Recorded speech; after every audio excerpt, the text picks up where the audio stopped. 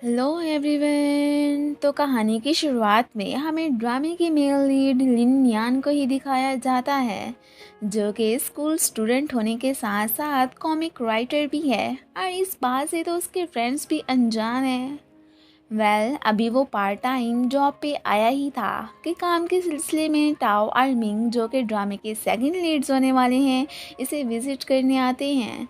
उन्हें पता था कि लिन किसी काम से सिटी जा रहा है, पर ये नहीं जानते थे कि वो फर्स्ट टाइम ही अपने साइन इवेंट में जा रहा था। अभी इनके थ्रू उसे न्यू ट्रांसफ़र स्टूडेंट का पता चलता है, जो कुछ ही दिनों में उन्हें ज्वाइन करने वाली थी।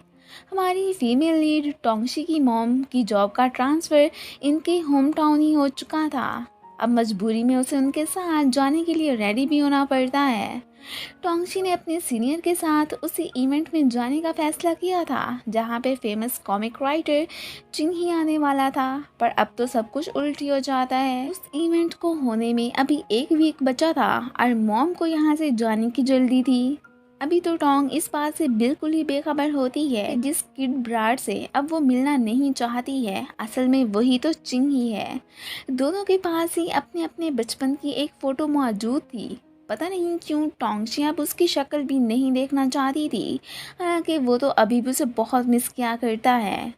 ये तो अगले दिन रेडी होके होम टाउन आ चुकी थी। साथ में अपने फेवरेट पर्सन से मिलने की अपॉर्चुनिटी भी वो कैसे हाथ से गंवा सकती थी, इसलिए फुल प्लान के साथ ही यहाँ पर आती है। टोंग के साथ साथ लिन ने भी कल की फ्लाइट्स की टिकट्स बुक करवा ली थी। दोनों आसपास होते हुए भी एक दूसरे को नहीं देख पाते। लिन फर्स्ट टाइम सबको खुद से इंट्रोड्यूस करवाने के लिए काफ़ी एक्साइटेड भी होता है। मॉम और टोंग घर जा ही रही होती हैं कि तभी रास्ते में टोंग की मुलाकात अपने डैड से हो जाती है, जो कि उनका वेलकम करने ही यहाँ पर आए थे। अब हमें फील होता है कि जैसे इन हस्बैंड एंड वाइफ की तो बिल्कुल नहीं बनती है। इन बाप बेटी को छोड़ के वो खुद तो घर ही चली गई थी और दूर से खड़ी फिर इन्हें देख भी रही होती हैं। अगले दिन मॉर्निंग ही मॉर्निंग टोंग रेडी हो जाती है। बस इसे मॉम के यहाँ से जाने का ही वेट था। जाहिर है अब उन्हें अगर पता चलता कि ये कहाँ पर जा रही है, उन्होंने इसे थोड़ी ना जाने देना था। जैसे ही वो घर से निकलती हैं, ये भी पीछे से एक लेटर छोड़ के जाने लगती है। इसने एक कैब रोकी ही होती है कि उसमें जल्दी से लिन घुस जाता है। इस बात से टोंग तो भड़क जाती है कि थीफ कहीं का, ऐसे कौन करता है भला, एक दफ़ा मेरे हाथ लग जाए फिर बताती हूँ इसे। बचपन से ही टोंग की पर्सनैलिटी तो बिल्कुल ऐसे ही गुंडों टाइप की ही है। खैर, जैसे ही एयरपोर्ट पे उसकी नज़र लिन के बैग पे पड़ती है, अब तो वो उसे पकड़ ही लेती है। वो भला उस थीफ बॉय के बैग को कैसे ना पहचानती, लेकिन आगे से शॉक कि ये तो लिन वही अनलकी किड ही है। अब फिर हमें कुछ फ्लैशबैक के सीन ही दिखाए जाते हैं कि लिन की खातिर ही ये तो अपने इर्द गिर्द के सारे बच्चों से फाइट किया करती थी। इवन कि इसने ये तक भी कह दिया था कि लिन मेरा फियांसी है और बड़े हो कि हम दोनों शादी करेंगे। सो उसके करीब भी भटकने की कोई ज़रूरत नहीं है। अब इसकी बुक, जो कि जल्दी में जाते हुए गिर गई थी, लिन उसे पकड़ाता है। इतना तो वो भी जान चुका था कि इसे मेरी कॉमिक्स पसंद हैं।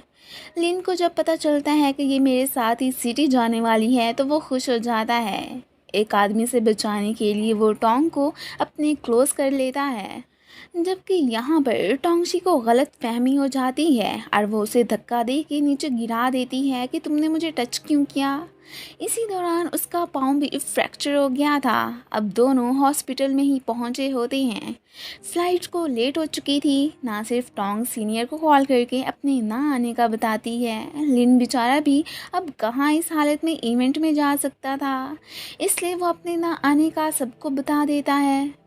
टोंग को तो रह रह के इस पे गुस्सा ही आई जा रहा था कि पता नहीं किस मनहूस घड़ी में मैं इससे मिल पाई। एंड वो लिन को कोसती वहाँ से जाने की करती है। रात को ये देखती है कि बाकी स्टफ़ के साथ साथ लिन की फ़ोटो भी आ चुकी है, तो ये अब यही कहने लगती है कि आज तो हो गया, काश मैं फ्यूचर में कभी भी इससे ना मिल पाऊँ। टोंग की मॉम तो इसकी हरकतों से अच्छे से वाकिफ़ थी, इसलिए वार्न भी करती हैं कि स्कूल से मुझे तुम्हारी कोई भी शिकायत नहीं मिलनी चाहिए, वरना फिर तुम्हारी खैर नहीं। अब फिर ये रेडी होके स्कूल जाने लगती है। इसका आज फर्स्ट डे ही था। वहाँ से जाते हुए फिर से इसकी मुलाकात लिन से हो जाती है, जो कि उठने में इसकी हेल्प मांगता है। ये तो इग्नोर करती जाने लगती है कि मैंने नहीं सोचा था कि तुम बड़े होके इतने बैड पर्सन बन जाओगे कि लड़कों से फाइट करके खुद को जख्मी करवा बैठोगे। अब जब इसे पता चलता है कि इसने तो कैट की जान बचाई है, तो अब जाके फिर इसके कुछ फेस एक्सप्रेशंस चेंज होते हैं। वो बाकायदा इसे बैंडेज भी ऐसे लगाती है कि जैसे जोर का थप्पड़ मार रही हो। ये तो अब वहाँ से चली गई थी और पीछे से इसे देख के लिन स्माइल करने लगता है कि अभी तक ये लड़की बिल्कुल भी नहीं बदली है। अपना न्यू यूनिफॉर्म ना मिलने पर इसने पुराने स्कूल का ही यूनिफॉर्म पहना था, तो सिक्योरिटी गार्ड इसे रोक लेते हैं। अब बाकी स्टूडेंट्स जबकि इसकी फेवर करने लगे थे कि ये न्यू है तो आप कुछ ना कहें, अब तो ये खुद को लकी ही फील करने लगती है। सारे स्टूडेंट्स इसे टीचर्स ऑफिस के बाहर ही ताड़ने में बिजी होते हैं कि ये कितनी प्रीटी है, बिल्कुल गॉडेस की तरह।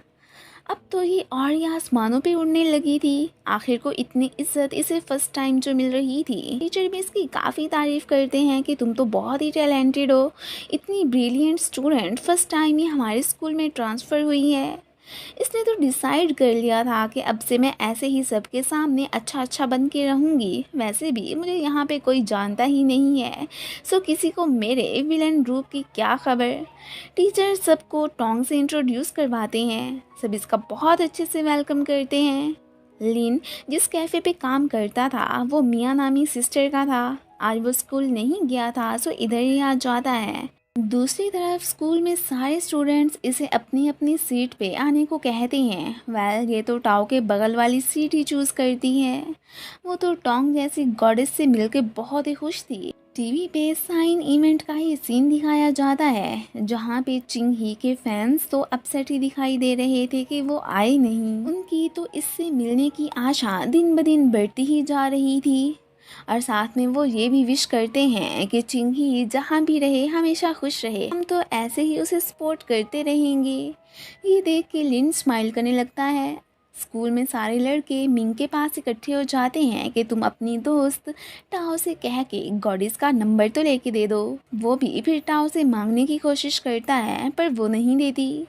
कुछ लड़के उसे ताड़ने लगते हैं तो ये खुश के देखा ये मुझे लाइक करते हैं, पर आगे से वो भी उससे टोंग का नंबर ही मांगने लगे थे, तो ये बात उसे काफ़ी बुरी लगती है। अब यहाँ पे एक सीनियर शू की एंट्री होती है, जो कि उन बॉयज़ को भगाने के साथ साथ उसे उन्हें लेके परेशान ना होने को भी कहता है। टाओ को तो उसे फर्स्ट साइट लव ही हो चुका था। टोंग को भी पता चल चुका था कि चिंग ही इवेंट में नहीं आ सकी। क्लासेस के बाद ये बैले डांस की प्रैक्टिस करने आ चुकी थी। इसका टीचर भी बड़ा ही हैंडसम होता है। खैर घर जाते हुए इसकी नज़र फिर एक घर पे पड़ती है, जहाँ पे अक्सर वो बचपन में आया करती थी। अब वो एक झूले पे बैठ के अपने बचपन की यादों में ही खो चुकी होती है। कुछ देर बैठने के बाद ये जब वहाँ से जाने लगती है तो उसे भी तोड़ देती है। अगले दिन अब फिर हमें पता चलता है कि वो जिस प्लेस पे आई थी एक्चुअली में यहाँ पर तो लिन रहता है। स्कूल में लिन की नज़र टोंग पे पड़ी जाती है। वो हैरान कि क्या ये मेरी क्लासमेट है।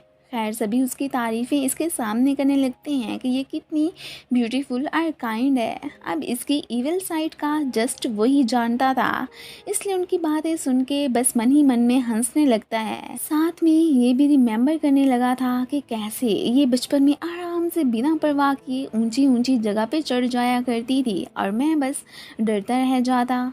इस बात पे बाकी के लड़के इसका काफ़ी मजाक भी उड़ाया करते थे और साथ में टोंग को यही कहते थे कि तुम आखिर क्यों इस लूज़र से शादी करना चाहती हो। तब तो इसे कोई भी परवाह नहीं थी।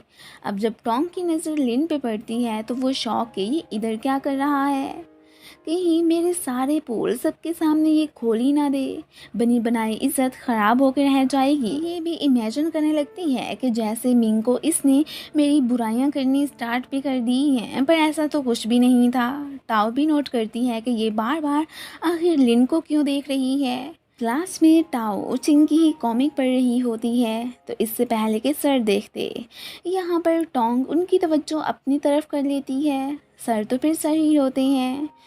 फिर भी इसकी स्मार्टनेस से वो बुक नहीं देख पाए थे, ये सब लिन भी देख रहा होता है। अब बाद में ये उससे पूछने लगती है कि क्या तुम भी चिंग ही की फ़ैन हो, तो वो आगे से नो कह देती है। लिन तो सोचने लगता है कि ये कितनी झूठी है। अभी स्कूल के बाद टाओ टोंग को लेके सिस्टर मिया के कैफ़े ही आ चुकी थी कि यहाँ पे चिंग ही की कॉमिक्स बहुत ही ज़्यादा बड़ी होती हैं और शायद तुम्हें न्यू एडिशन भी देखने को मिले। ऊपर से चाहे जितना मना करती, उसका दिल तो इन बुक्स पे आ ही चुका होता है।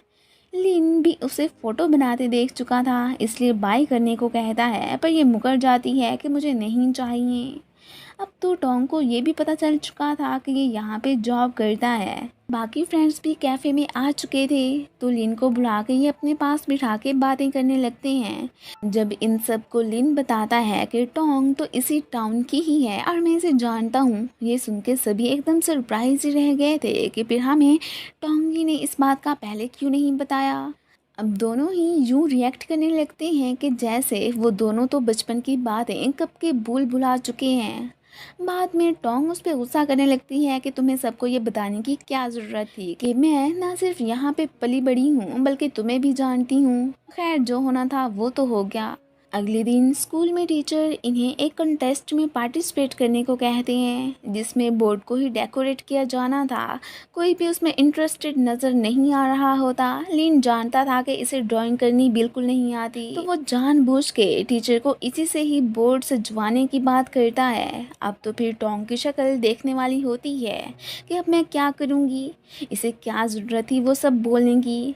बाद में दोनों की इसी बात पे बहस भी हो जाती है और वो इससे फाइट करती वहाँ से जाने की करती है। उसे रह रह के इस पे और ही ज़्यादा गुस्सा आई जा रहा था। चिंग ही के फैंस का एक ग्रुप बना हुआ था, घर आके ये भी उसमें मैसेज कर दिया करती है। इवन के पर्सनली भी उसे इसने बहुत सारे मैसेज सेंड किए हुए थे कि कभी तो वो मेरे सीन करेगा। आज जब वो देखती है कि चिंग ही ने इसके मैसेजेस पढ़े हैं तो ये तो बहुत ही खुश हो जाती है। इसे क्या पता कि आगे से वो पर्सन लिन ही है जिसे ये बहुत ही हेट करती है। अब लिन ने तो इसका नंबर ओनली गर्लफ्रेंड के नेम से ही सेव किया हुआ था। इसी के साथ ही ये पार्ट ख़त्म हो जाता है। Thanks for watching.